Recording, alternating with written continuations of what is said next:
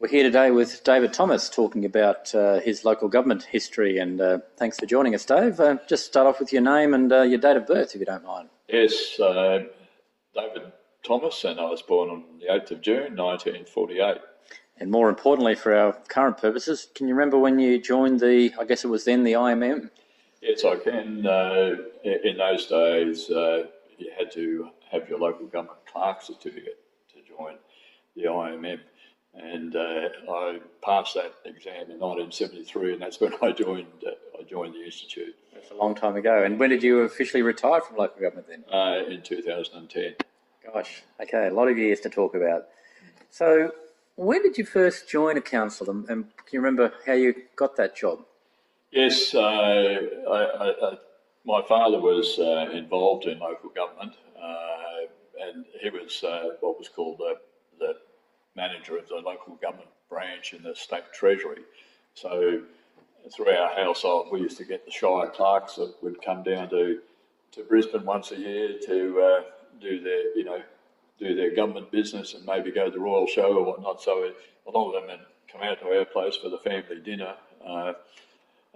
So I got my initial interest in local government from that. And there was a casual job, or probably my father lined it up as a casual job at the Pine River Shire Council over the Christmas holidays, putting out the rate notices. So that was my first job in local government. Can you remember when that was? I think it was 1965, 66 it would have been when I finished senior. Yeah, and what was your job there? What you said, putting out rate notices? What are they? Yeah, well, that was folding rate notices and putting them into envelopes because I didn't know anything about rating, but and then taking them up to the post office and that style of thing. Getting the boss's lunch and I think it was just a general rouseabout in the office, really, because a lot of the staff in those days, councils used to shut down over the Christmas period, so but you still had to get the rate notices out. So I was filling that relieving role. Do you remember much about your first impressions of local government? Not a great deal out there. I remember it was bloody hot because there was no air conditioning. It was Christmas time, and really there weren't many people in the office, so it was just sort of a fairly mundane activity, putting out rate notices. And you mentioned your dad, so he was in Treasury. Yeah, that's correct. But Dad had also done his clerk certificate, which was a bit unusual. And in those days, the Treasury gave Treasury loans to local government, and also a lot of the subsidies that were paid for roadworks and water and sewerage and all those were administered through the Treasury. So councils would apply to get loan monies or apply to get subsidy, and so he had a lot to do with the many shire clerks of the day, and they used to do a road tour. I remember with the minister, and he was quite friendly with the Colossus of Rhodes, Russ Hinds, who was the minister at the time, and really were larger than life figure. And they go around Queensland, sort of a meet and greet style thing. So he knew a lot of the shire clerks of the day. Probably knew every one of them, in fact. And your dad, what was his name? Lloyd Thomas. Yeah. Okay, and he was, I think you mentioned, an IMM member as well. Yes. No, he was an honorary fellow. You had, I think the rules were you had to actually be employed in local government to be an IMM member in those days. But he and Harold Jacobs, who was the director of local government at the time, were both made honorary fellows for their services to local government in 1976, I think it is. I've got the diploma in there in my office. Yeah. So what are your memories of those old shire clerks who'd come and stay at your house? And they were interesting fellows. They often had a commonality purpose, because in those days you had that permanency of tenure, so they would have been, the Shire Clerk of Gympie for 20 years, and often they were ex-World War II people, so they were ex-servicemen, and they all had that sort of almost English civil service type approach to the world, I think. A fair bit different to the CEO role. It was more, more almost secretarial, I suppose, in some cases, because a lot of the councils had consultant engineers and they didn't have their own engineering departments. Particularly, like the smaller councils, you get people that work there for 20 or 30 years as the Shire Clerk. Do you remember any of them stand out, or can you remember? There was the only lady Shire Clerk. She was from Gatton, Shire Councillor. I think her name was Eileen Peters. So at the Institute meeting, she was the only woman there amongst all these men. There was Arthur Forno from Cairns, Jim Scrimger, Charlie Palmer, who became the Grants Commissioner from Longridge. There were a couple of ones I remember. Any funny stories about those guys? Probably none that I've put on tape. Well, it was interesting in those days, of course. The Institute meetings were always in Brisbane, because they double up on going to the Institute, plus doing a tour of the government offices, and then the Institute then started holding them at different venues, like down the Gold Coast and the like. But certainly in the days of going to them in Brisbane, you end up with a pretty big headache the next morning. This probably hasn't changed too much, but. So from Pine Rivers, your first, I call, serious job was in Gold Coast. Yeah, down the Gold Coast. So I went there. I think I was only 18 when I started work there. But we're still doing one of the interesting things. I was in the finance department, started off as a pay clerk, and we're still used to work out the pays by hand. So you could divide 40 hours into whatever the rate of pay was, and we'd have to cost it all out. We counted all the cash out by hand. That would almost take us a day to work out the cash payment. And then we had to cost everything. We still had a pretty almost Dickinsonian costing system. So we had to cost everything out by hand. I think Gold Coast in those days still had 600 or 800 employees, so it wasn't small. They did things like construct their own sewerage and also built the Hinds Dam, or what became the Hinds Dam, Narang Dam. So councils were quite rather than have contractors, they actually did a lot of that work themselves. So how long were you at the Gold Coast? I was there for 10 years. Yeah. And what sort of roles did you have there? Well, probably the most interesting one I had was after I got out of the pay office, I became the admin officer of the Coolangatta branch. So back in those days, the council head office was in Southport, and consequently had branch offices at Burleigh Heads and one at Coolangatta. And that was almost like a small shire office, because we had 2 engineers and building inspectors, health inspectors, plumbing inspectors, camp caretakers. It was just like a little shire office in effect. The only thing we didn't have was councillors.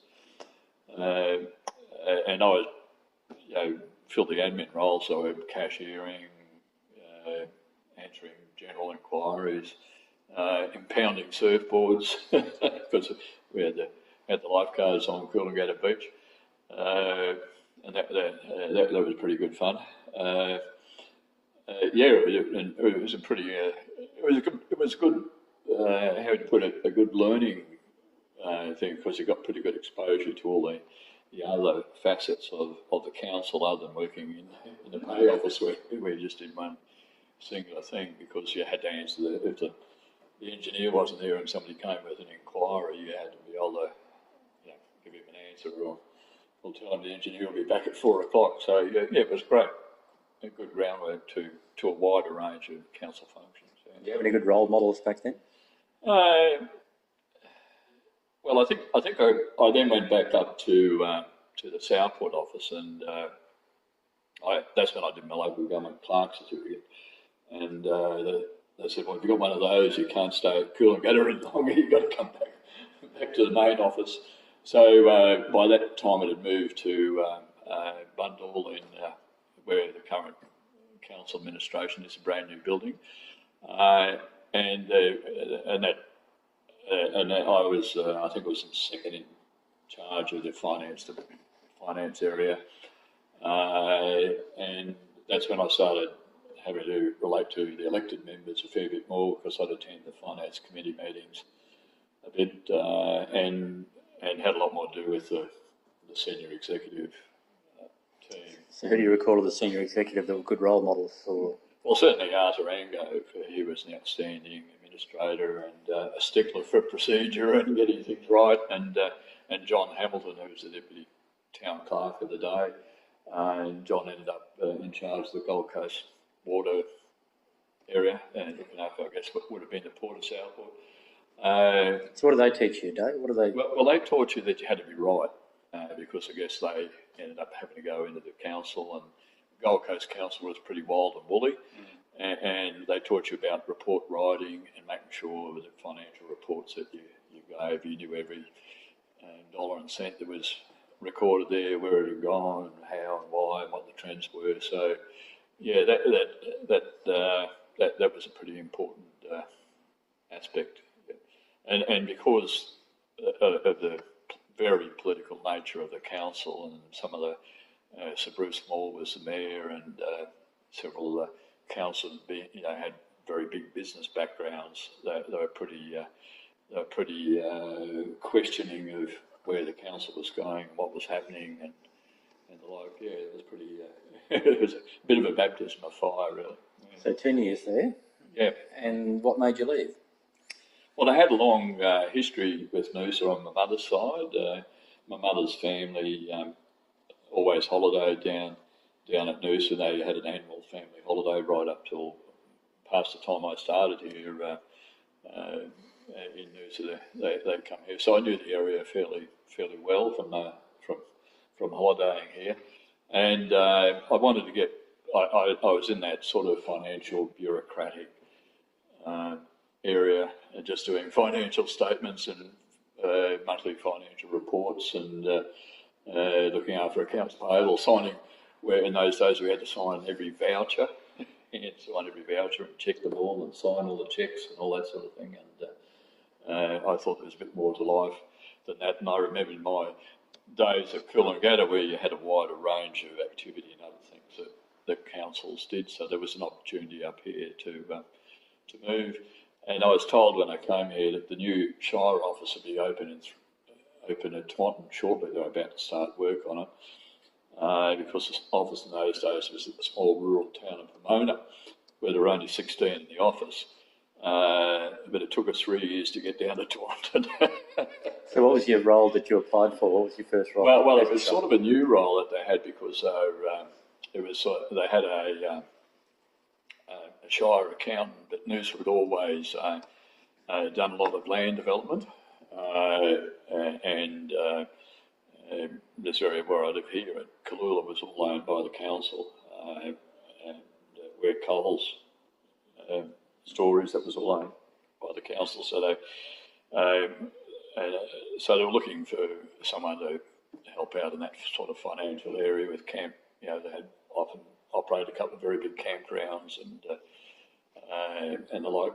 So it was more getting an extended role into the council. So yeah, it was pretty good from that.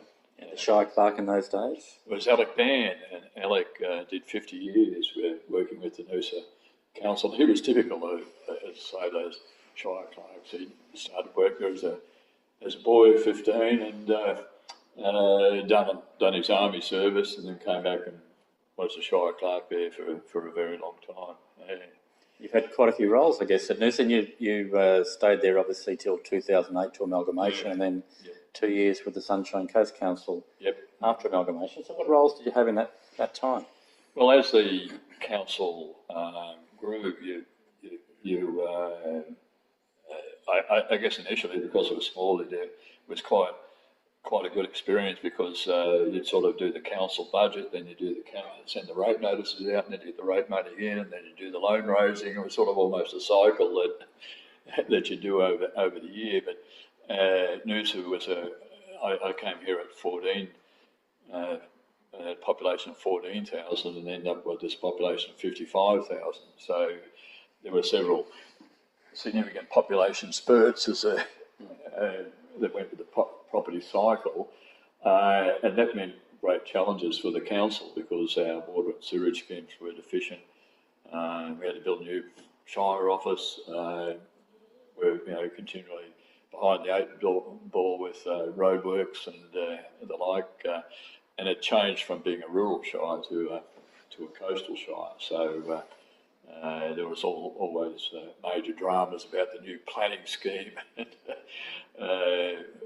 the like. So yeah, that was and we all up to around about 1982, 83, the council employed consultant engineers, and when we came down to Twanton, we started our own taking over the engineering function. You worked for a few Shire clerks or CEOs in those times, so not many, and I think that was one of the good things about Noosa was I think the first Shire clerk of Noosa was a fellow called Eddie Edwards, and he served from 1910 till I think when LGMA took over, and then eventually I think we now have one other Shire clerk, and then Bruce Davison took over. So we only had a few Shire clerks and a lot of stability in that time. And similarly, politically, Noosa greatly benefited by the longevity of our mayors.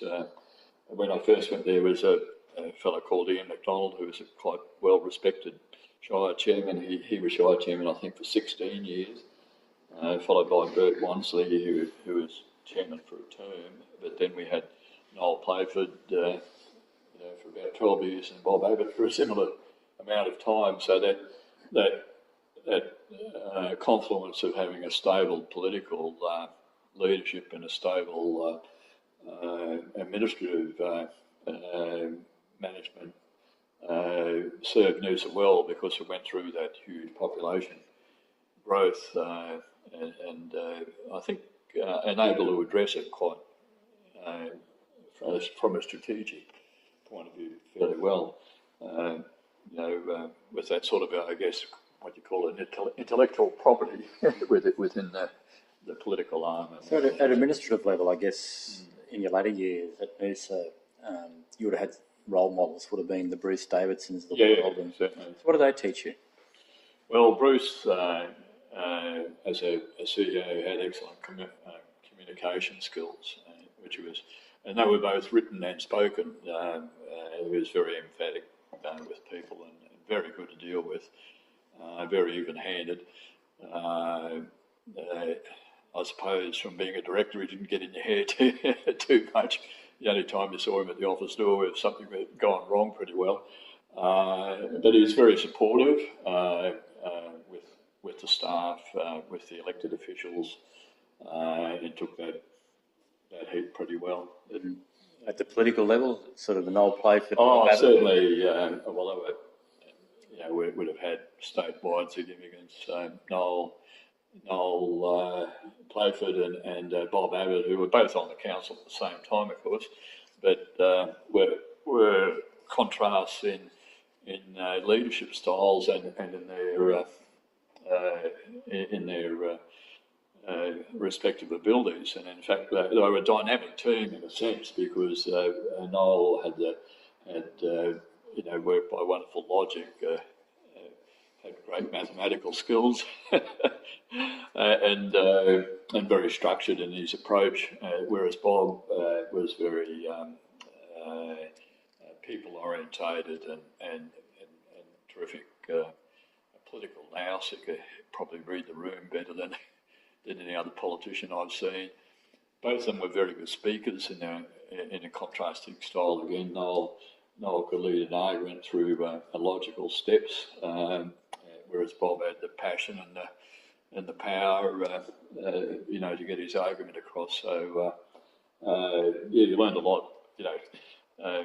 As a team, they were pretty dynamic, really. Yeah. How did that change you professionally? Did you have to lift your standards or change your style? You certainly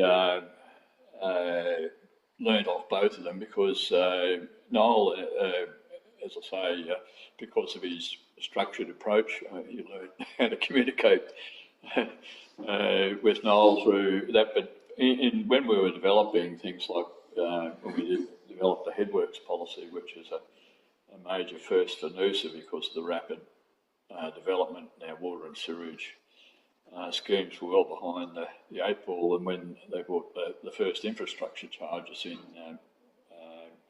we did a lot of work on that, and because I think the council, and particularly Noel, could see that that's where they can get a lot of money out of the developers to pay for the cost of new development. And so I did a lot of work with him at that particular time, and we ended up with a very robust policy because it certainly got tested out by a number of famous court cases, not only by the developers but also by the environmental interests. So you had two sides of the argument coming at you, so it had to be a pretty good document.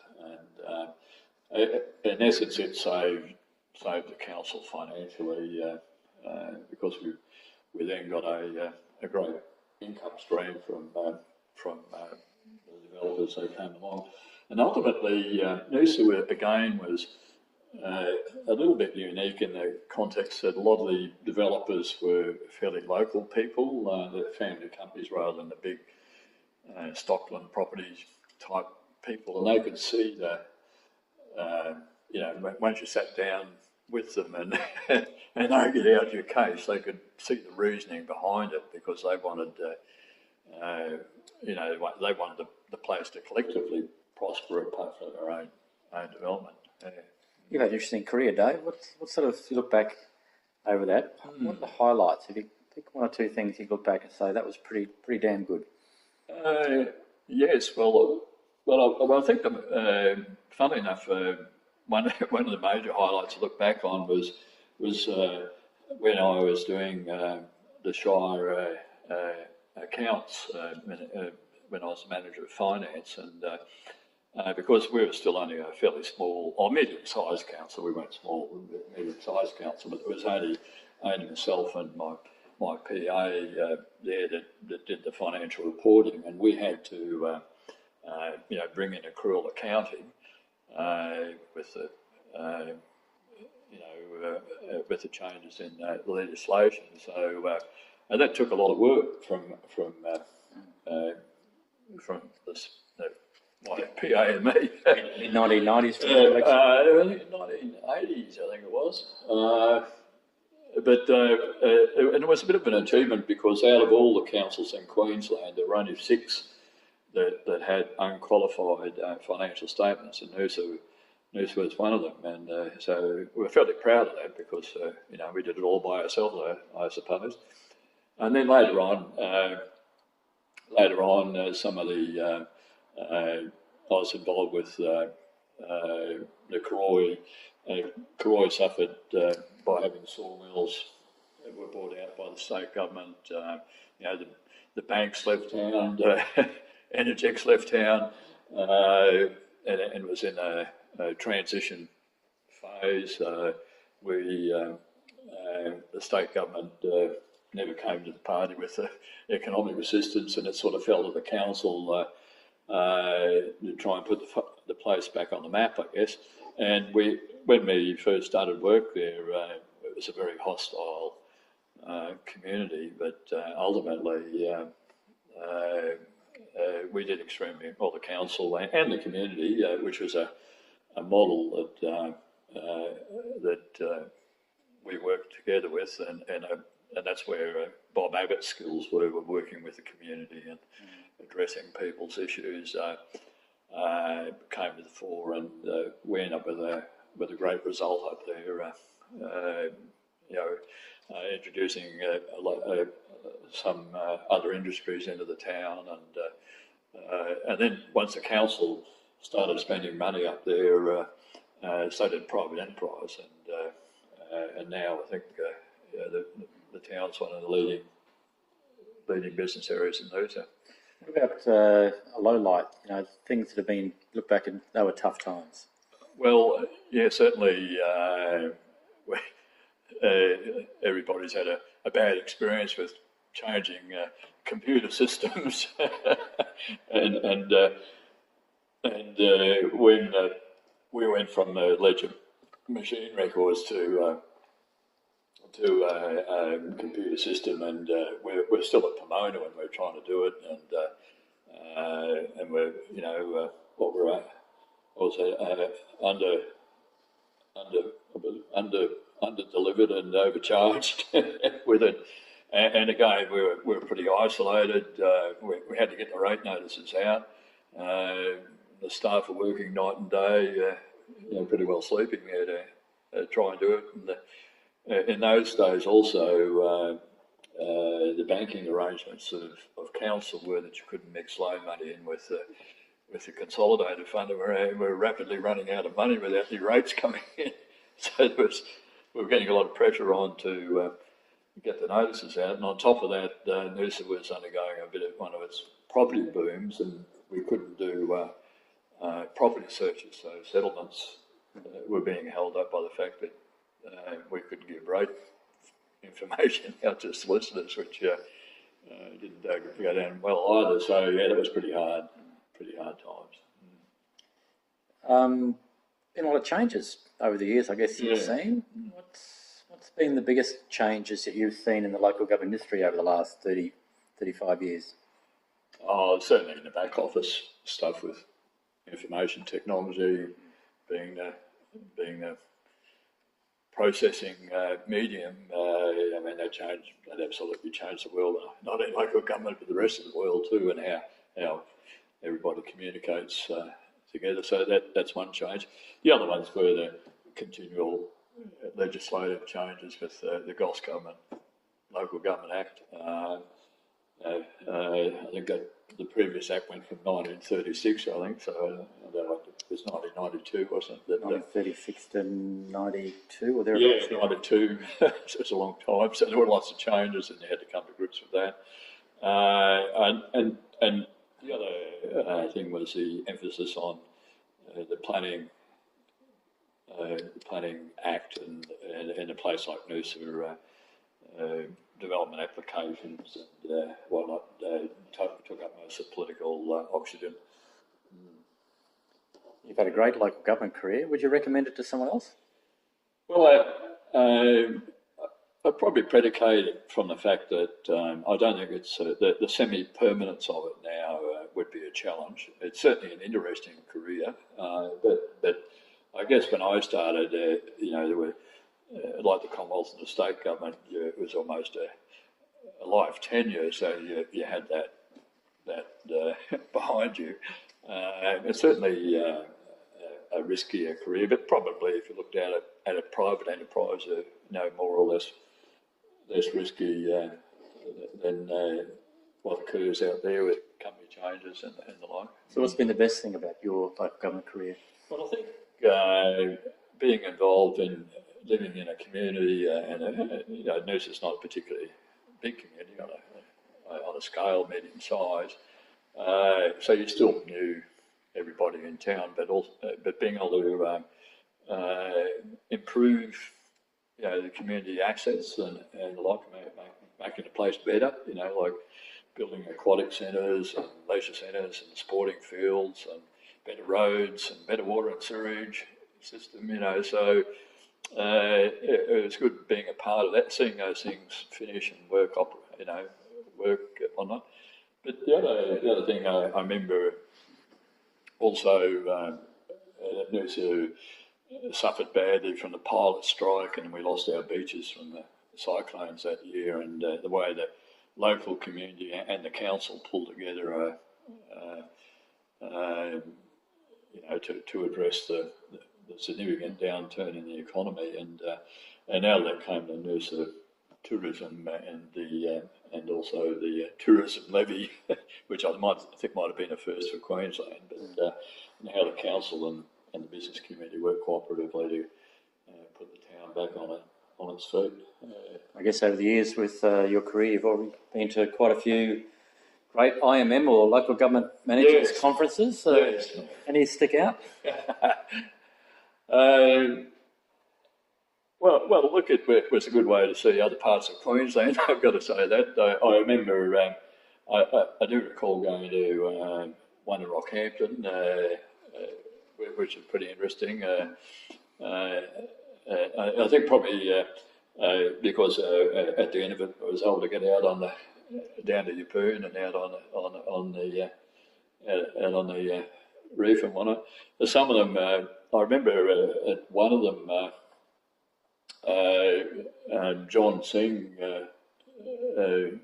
who I worked with at the time, had to give a presentation, and it was about the changes that the local government had brought in with the financial regulations and whatnot. And unfortunately, he rang me up the night before and said, "I'm really ill. I can't deliver it, the speech tomorrow. Would you mind doing it? I'll send you the papers and whatnot." I said, "I don't mind doing it, John, but I've had a fair few drinks myself." So I thought, I had a look at it and I thought, oh, good, it's on first. It's on at 8 o'clock in the morning. Hopefully not many people will turn up to it. And because I had to read the speech and deliver it. And anyway, I started reading it, and it was fairly strident in its criticism of the state government. I thought, oh, gee, John's going a bit out on a limb here. I thought, I'll be all right, no one will turn up, so a couple of Shire clerks and all agree with me. So I went to the meeting room and setting up at the lectern, and there weren't many people that turned up for it, but guess what? They were all from the state government. Classic. Yeah, so... Any characters from those old conferences that led you astray or not? Can you remember that? Yeah, well, I certainly would have got led astray at times, but I do recall some fairly big card games that I couldn't play cards for that, so it was probably worse when I was drinking. After the functions, we would retire to a hotel room and a few other fellows would play cards, but on into the night. But I think the great thing about it was, just meeting a fellow people that you sort of vaguely knew, and the comradeship, and I guess what you found what were big problems in Noosa were big problems elsewhere. So sort of you weren't alone. You weren't alone in what you faced. Yeah. So David, imagine for the moment you could travel back in time and talk to a young David Thomas who was about to start work at Pine River's folding rates notices. What advice would you give to that young David Thomas about a career in local government?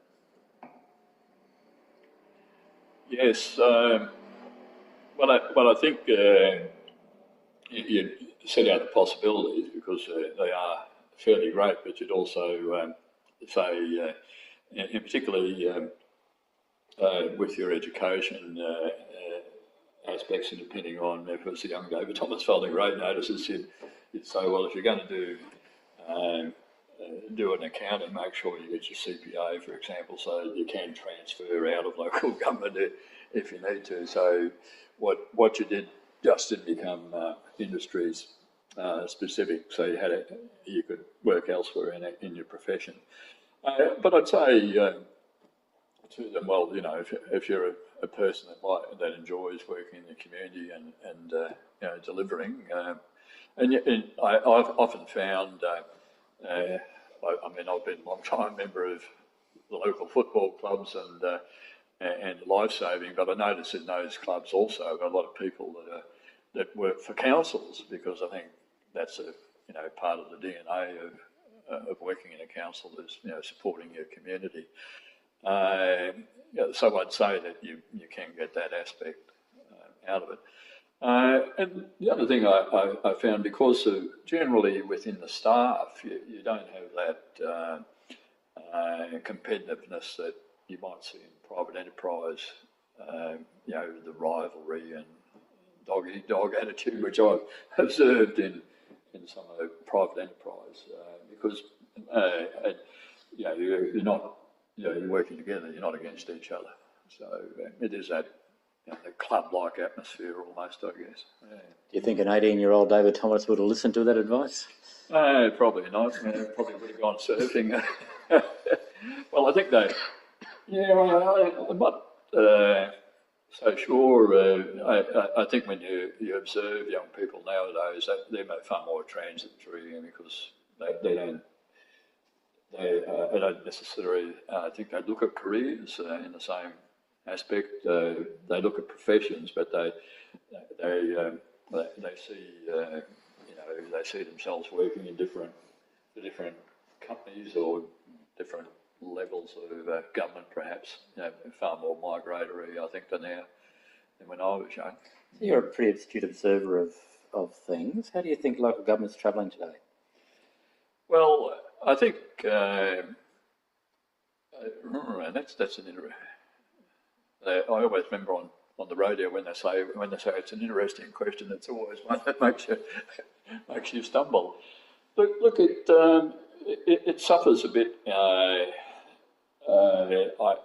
I think because of the change of CEOs with that regional type government, the political environment is quite different from what I recall. So that from an administrative prospect,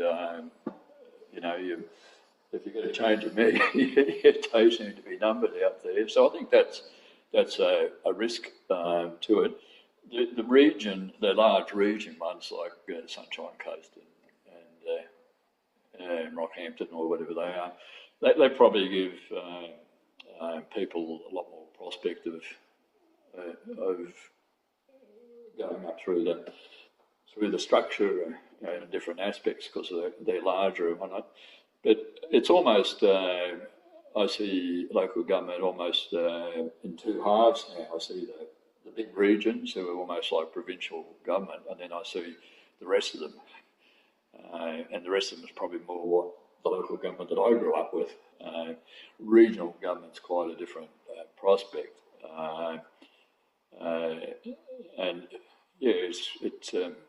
So I don't think it has that, what I call, united voice, because it's not entirely uniform. David, we covered a lot there. 44 years in local government. Congratulations on a great career. It's something you can certainly look back on. Yes. And thanks very much for your time tonight. Yeah. So, cheers. And what do you think about that, about the industry?